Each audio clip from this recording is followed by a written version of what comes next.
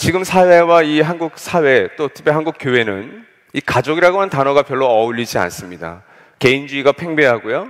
그럼에도 불구하고 왜 나들목 네트워크 교회들은 가족이라고 하는 단어를 강조할 뿐만 아니라 정말 가정교회라고 하는 공동체 속에서 그렇게 가족답게 살려고 하는가?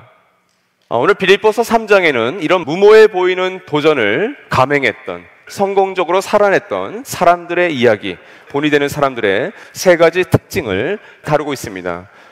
첫 번째 특징은 이들이 같은 본, 같은 샘플을 가지고 있다라고 하는 사실입니다.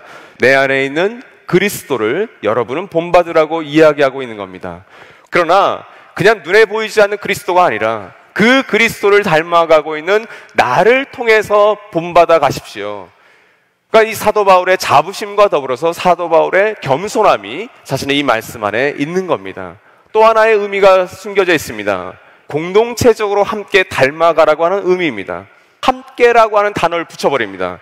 본받으라? 아니요. 함께 본받으십시오. 공동체적으로. 우리가 가정교회에 속할 수 있죠. 주차팀에 속할 수도 있습니다. 환대팀에 속할 수도 있어요. 그 공동체 속에서 바로 그 그리스도를 다 함께 닮아가는 겁니다. 여러분, 사람은 자기 중심성이 있기 때문에 자기 스스로 그리스도를 닮아가는데 한계가 있습니다. 그런데 공동체 속에서 옆에서 격려해주고 위로해주고 때로는 책망해주고 조언해주면서 다 함께 그리스도를 닮아가는 겁니다. 본받음의 선순환도 이 안에 나와 있죠. 시간과 경험이 함께 지나가면서 그 본받음이 깊어지는 거예요. 그래서 그 안에서 선순환이 일어나는 겁니다. 나를, 그리고 우리를 본받아서 사는 사람들을 빌립보 성도들 너희들은 본받아라. 그러니까 우리가 영적 4세대라고 볼 수도 있겠지만 여러분, 이 선순환이 계속 일어나는 겁니다. 또 두 번째로 이들은 같은 소속임을 우리에게 알려주고 있습니다. 이 빌립보라고 하는 도시는 로마의 시민권을 받을 수 있는 로마 시민이라고 하는 그 자부심이 대단했던 도시였습니다. 이것을 얻기 위해서는 약 21년 동안 군 생활을 해야 됩니다. 혹은 막대한 돈을 들여서 이 시민권을 삽니다. 우리의 시민권은 하늘에 있습니다. 여기서 우리의 시민권이라고 하는 원문의 단어는 굉장히 정치적인 단어입니다. 이미 임한 그 하나님 나라가 나의 정부요, 나의 정권이요, 나의 나라라고 이야기하고 있는 겁니다.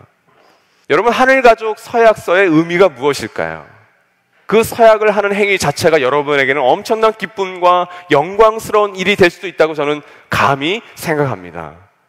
교회가 정말 건강하게 성장할 수 있는 비결, 그 하늘가족 서약하신 대로 다 살아내시면 됩니다. 상대방에게 뒷담하지 않고 교회를 위해서 기도하고 내 물질과 시간과 내 에너지의 청지기를 그대로 살아낸다면 하나님께서도 주목하실 거예요. 어떻게 그 일이 영광스럽고 기쁘지 않으시겠어요?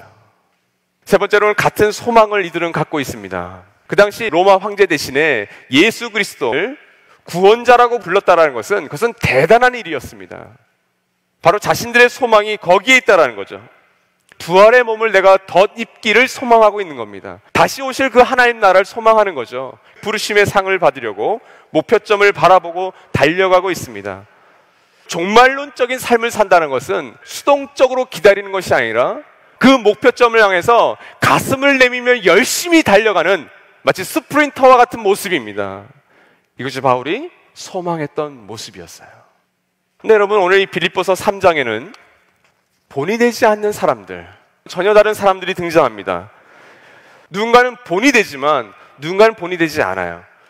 바울은 여러분, 그리스도를 본받는 것에서 떨어져간 사람들에 대해서 여러 번 경고했고 그리고 눈물을 흘리며 대성통곡했습니다. 아마 이 마음들을 다 아실 거예요. 그리스도를 본받는 것에서 멈추는 것 같은 가족을 볼 때는 때로는 피눈물이 흐르는 거죠.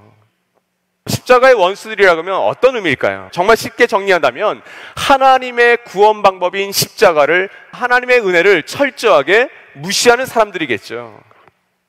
여러분, 소망이 있을 것 같습니까? 없습니다. 아무리 열심히 살아도 이들의 마지막은 멸망이다. 여러분, 이들에게 소망이 없는 겁니다. 이들은 땅의 것을 추구했기 때문에. 사랑하는 여러분, 두 이정표가 우리 앞에 있습니다. 그렇다면 어떤 이정표를 바라보시면서 걸어가시겠습니까? 우리가 기억해야 될 것이 있습니다. 이와 같이 주님 안에 굳건히 서 계십시오. 여러분, 우리는 십자가의 원수에서 그리스도 안으로 가는 여행을 가고 있는 겁니다. 세상의 풍조대로 우리는 살았습니다.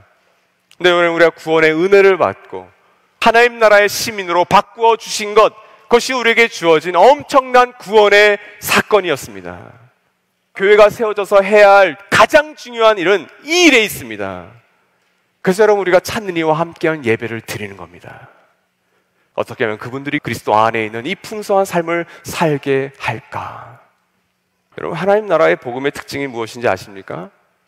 그들이 두 발을 딛고 서 있는 그들의 인생의 기초가 얼마나 부서지기 쉬운가를 알려주는 것, 그것이 하나님 나라 복음입니다.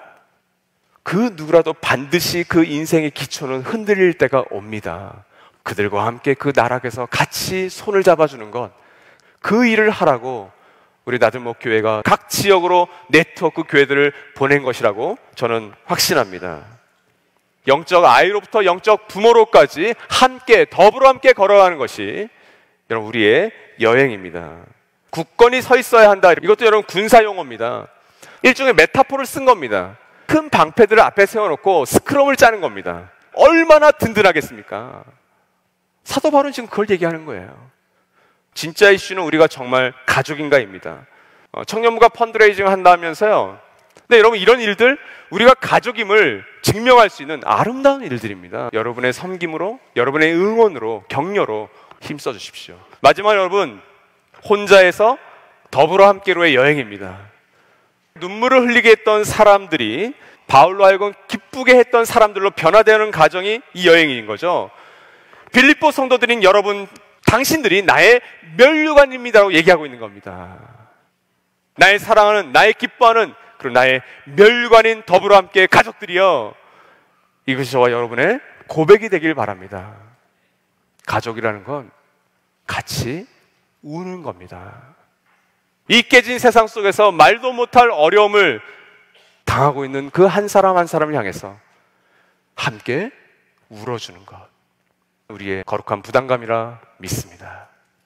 너무나도 기쁜 특권과 권리가 있는 이 하늘가족의 부르심에 하나님을 대신해서 제가 초청합니다.